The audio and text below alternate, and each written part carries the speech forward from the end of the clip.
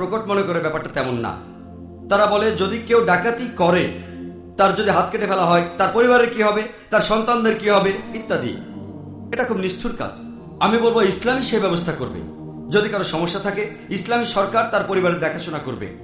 তবে প্রশ্ন হচ্ছে কতজন মানুষের হাত কাটা হবে? আইনের কারণে কেউ ডাকাতি করার সাহস পাবে না, খুবই কঠিন। তাহলে শাস্তিটা দেওয়া হবে কাকে? অন্যায়টাই কেউ করেনি, তাহলে এই শাস্তি প্রয়োগ করার কথাই আসবে কেন? বর্তমানে আমেরিকা পৃথিবীর সবচেয়ে উন্নত দেশগুলির মধ্যে একটি। আপনি কি জানেন আমেরিকার অপরাধের হারও অনেক বেশি? চুরি, ডাকাতি। আমি একটা প্রশ্ন করি, যদি আমেরিকা ইসলামী শরিয়া প্রচলন করা হয় যে সব ধনী লোকেরা জাকাত দেবে, এরপরও কোনো নারী বা পুরুষ চুরি করলে সে নারী বা পুরুষের হাত কেটে ফেলা হবে শাস্তি হিসাবে, আমি প্রশ্নটা করি, এতে করে আমেরিকায় সন্ত্রাস, চুরি, ডাকাতির হার কি বেড়ে যাবে, একই রকম থাকবে, নাকি কমে যাবে? কি হবে সেখানে? চুরি ডাকাতি বাড়বে, একই রকম থাকবে, নাকি ওগুলো কমে যাবে? এগুলো কমে যাবে। আর এটাই কার্যকর আইন। ইসলামের শরিয়া প্রয়োগ করলে তার ফলও পাবেন। সেজন্য আমি বলেছিলাম যে ইসলাম ভালো কথাগুলি বলার পাশাপাশি আপনাকে পথ দেখাবে কিভাবে এগুলো অর্জন করা যায়। আর এই কারণে পশ্চিমাদের অনেকেই ইসলাম গ্রহণ করছে। আপনাকে একটা উদাহরণ দেই যে বেশিরভাগ দর্শনে, বেশিরভাগ ধর্মে পশ্চিমা বিশ্বের দেশগুলির সংবিধানে বলে যে আপনি মহিলাদের উত্ত্যক্ত করবেন না, তাদের ধর্ষণ করবেন না।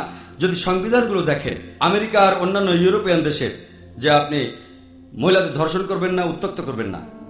ইসলামও একই কথা বলে। তবে ইসলাম আপনাকে পথ দেখায় কিভাবে এই অবস্থা অর্জন করবেন যেখানে লোকজন মেয়েদের উত্ত্যক্ত করবে না, ধর্ষণ করবে না। ইসলামে হিজাব পরার নিয়ম আছে। সাধারণত ইসলামী বক্তারা সবসময় মেয়েদের হিজাবের কথা বলে, কিন্তু আল্লাহ সুবহানাহু ওয়া তাআলা পবিত্র কোরআনে প্রথম বলেছেন পুরুষের হিজাবের কথা, তারপর মেয়েদের হিজাব।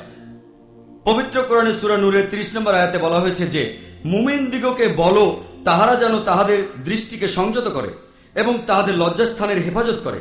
যখনই কোনো পুরুষ কোনো মহিলার দিকে তাকাবে, যদি তার মনে কোনো খারাপ চিন্তা আসে, কোরআন বলছে সে তার দৃষ্টি নিচু করবে। আমার একজন বন্ধু ছিল যে মুসলমান, সে একটা মেয়ের দিকে অনেকক্ষণ তাকিয়েছিল। তখন আমি বললাম, ভাই তুমি কি করছো? ইসলাম এটার অনুমতি দেয় না।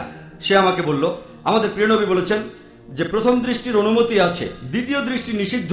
আমি আমার দৃষ্টির অর্ধেকও পূরণ করিনি। আমাদের নবীকে বুঝিয়েছেন যে প্রথম দৃষ্টির অনুমতি আছে, দ্বিতীয় দৃষ্টি নিষিদ্ধ। এর মানে এই না যে আপনি একটা মহিলার দিকে 10 মিনিট ধরে তাকিয়ে থাকবেন চোখের পলক না ফেলে। 10 মিনিট তাকিয়ে থাকা, আমাদের নবী যা বুঝিয়েছেন, যদি কোনো মহিলার দিকে তাকান হঠাৎ